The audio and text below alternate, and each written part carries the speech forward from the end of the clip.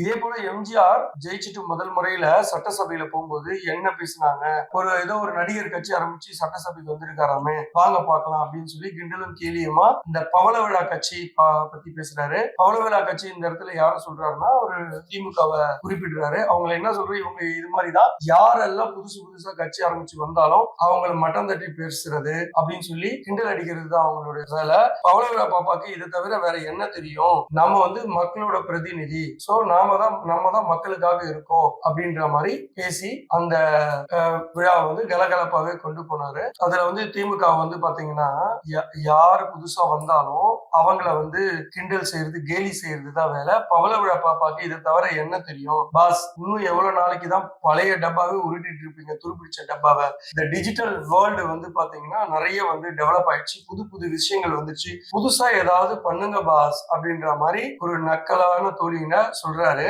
அப்போ ஒரு விஷயத்த சொல்றாரு, திருவள்ளுவர் இந்த உலகத்துல இருந்தார்னா திமுகவுக்காக ஒரு திருக்குறள் எழுதுனா எப்படி இருக்கும் அப்படின்னு சொல்லி ஒரு நகைச்சுவையா அவர் தனிப்பட்ட முறையில ஒரு குறள் மாதிரி அதை சொல்றாரு. என்ன சொல்றாரு அப்படி பாத்தீங்கன்னா, அநீதி அராஜகம் கில்லு முள்ளு இவையெல்லாம் திமுக முதற்றே உலகு அப்படின்னு எழுதியிருப்பாருன்னு சொல்லி சொல்லும் போது அங்க இருந்த ஃபேன் அவங்களோட கட்சி நிர்வாகிகள் பயங்கரமா ஒரு விசில் சத்தம், திருப்பி திருப்பி சொல்லுங்க, நான் 2 தடவை சொல்லிட்டு நான் அவர் சிரிச்சுக்கிட்டே சொல்லும் போது இல்ல இல்ல தலைவரே இன்னொரு தடவை சொல்லுங்கன்னு சொல்லும் போது அவர் திருப்பியும் அதை சொல்றாரு. சோ இந்த மாதிரி திமுகவையும் அதிமுகவையும் இன்டைரக்டா பல இடத்துல அட்டாக் பண்ண ஆரம்பிச்சுட்டாரு.